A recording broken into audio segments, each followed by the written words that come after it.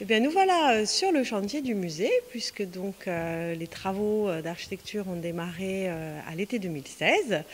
Et maintenant, nous sommes en train de conceptualiser tout le parcours permanent que l'on présentera au public quand nous ouvrirons, et nous espérons ouvrir à l'automne 2019. Le projet du musée de sites archéologiques de Mariana est soutenu financièrement de manière très forte par l'État, notamment dans le cadre du plan européen d'investissement, donc du PEI.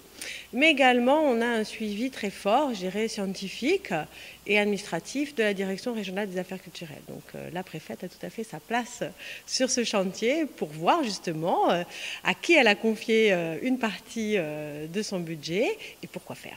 L'idée de musée est née il y a fort longtemps sur le territoire de Mariana, sur la commune de Luciana. Les fouilles archéologiques ont démarré dès les années 1930 sur la cité de Mariana et ensuite ont été fortement relancées dans les années 60-70 par une figure vraiment archéologique très importante pour la Corse, à savoir Madame Geneviève Moracchini-Mazel, qui a mené de nombreuses campagnes de fouilles archéologiques ici et qui a commencé à révéler à la fois la cité antique, la colonie fondée par le général de l'armée romaine Marius, mais également des vestiges qui nous parlent du début de la christianisation de ce territoire, donc cette période qu'on appelle la période paléochrétienne qui démarre au 5e siècle chez nous.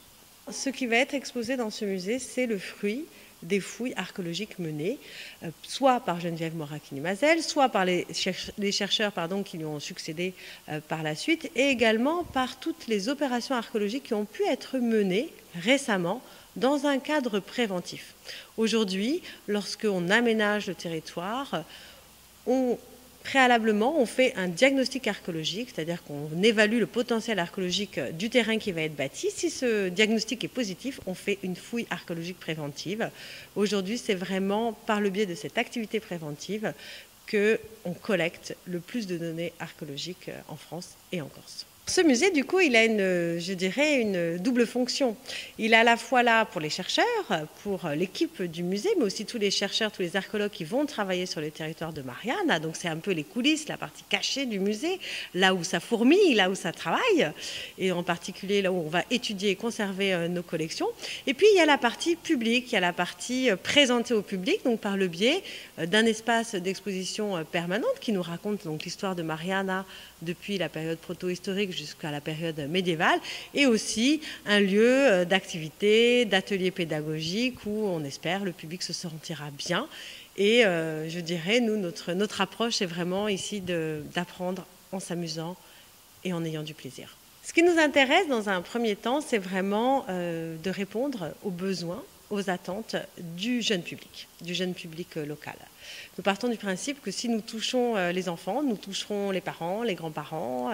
Et donc, une fois que vous arrivez à attraper et à satisfaire, je dirais, la curiosité du jeune public, en réalité, vous pouvez vous adresser à tout le monde.